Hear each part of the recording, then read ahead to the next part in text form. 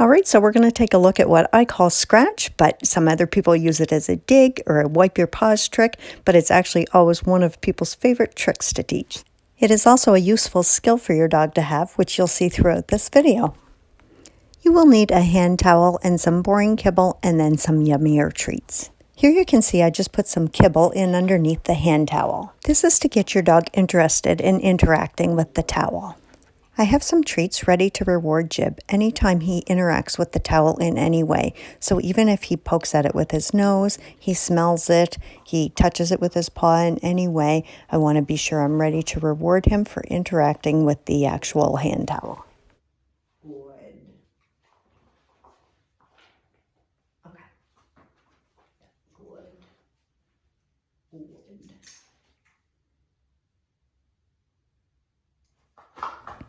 A very important part to this shaping exercise is to make sure that you increase your criteria fairly quickly. What I mean by this is that if your dog smells the towel and you reward them for that, for showing some interest in the towel, I want you to increase your criteria after 1 or 2 rewards, meaning now you want them to actually push at it maybe with their nose, and then gradually stop rewarding that they interact with it by smelling it, but they need to actually use some type of paw movement. Once you stop rewarding them for using their nose, they'll actually try something else. You can see here, once I started getting some paw action from Jib, I actually increased my criteria in other ways. Like perhaps he was always using his right paw and I wanted him to start using both paws, or I wanted him to actually scratch harder. And you'll see, sometimes I withhold the reward until I get a better response.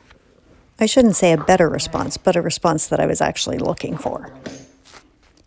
Here you can see I'm getting some nice strong responses, so that would mean that I could now add my verbal cue. So once I have the end behavior in place and Jib's giving some nice strong scratching motion, then I would add my verbal cue.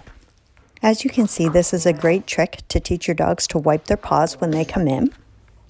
It is also a great forearm strengthening exercise for our sporting dogs. I've also used this on dogs who are very fearful of having their front nails clipped, and Reggie's just doing a little demo. He doesn't mind it, but he likes doing this trick. So here's a demo of what I do. I just put sandpaper on a block of wood.